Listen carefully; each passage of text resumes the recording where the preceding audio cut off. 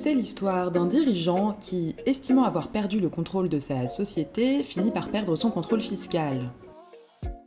Au cours d'un contrôle fiscal, l'administration rectifie l'impôt dû par une société et, en parallèle, taxe également personnellement son gérant au titre des revenus distribués.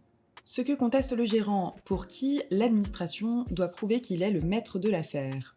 Ce que l'administration estime avoir fait. Elle rappelle que le dirigeant est le gérant de droit de la société, il est donc le seul à pouvoir engager financièrement la société dont il prend part à la gestion.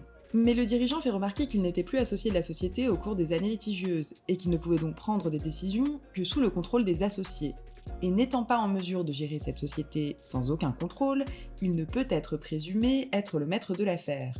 Sauf que le juge relève que le gérant a prélevé des sommes importantes sur son compte courant d'associé, ce qui sème le doute sur le pouvoir de contrôle des associés. Et faute de prouver un tel contrôle, le redressement est validé, tranche le juge.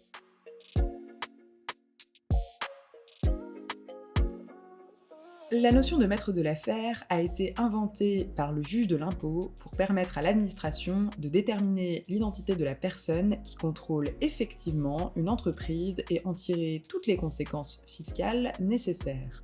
Le maître de l'affaire est donc la personne qui exerce effectivement la gestion de l'entreprise, tant sur le plan administratif et commercial que sur le plan financier, sans aucun contrôle.